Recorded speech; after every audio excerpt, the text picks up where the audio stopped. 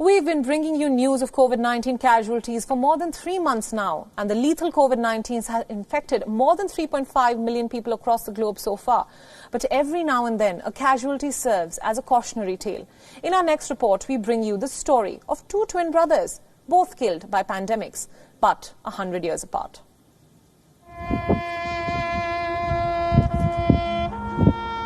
Those who do not learn from their history are doomed to repeat it. This was the philosophy of Philip Kahn, a World War II veteran who died of COVID-19 on April 17th. At 100 years old, Kahn's age made him susceptible to catch the lethal infection which attacks the elderly with greater potency. And now Kahn's life becomes even more intertwined with that of his twin brother, Samuel, who lost his life to the Spanish flu in the 19th century. 100 years later, Kahn has lost his life to another pandemic, COVID-19. Kahn's grandson offers an insight into his grandfather's philosophy. The story of his life began with a historic event that Kahn felt was overlooked. And that was the Spanish flu of 1918.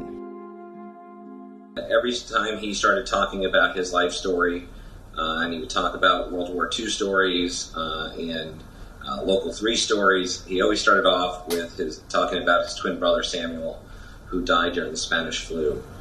This was something that was very, very important to him. He felt this void throughout his entire life, that he didn't have the opportunity to grow up with his twin brother. As COVID-19 traveled across borders and the global death toll rose beyond 200,000, Kahn kept a close eye on the news cycle. After all, in his life of 100 years, he had experienced quite a bit.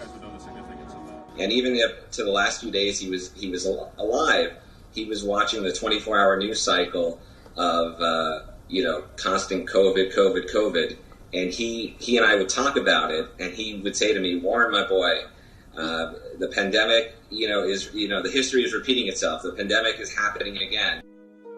Kahn learnt about the symptoms of COVID-19 and even tested for the infection. But by the time the results came, he had died. And he had tested positive for COVID-19. Despite him being 100, I wasn't worried about him. In my mind, he was the guy who was going to make it to 110, no sweat, no problem. So strong mentally and physically, and that's the part that's tragic to me.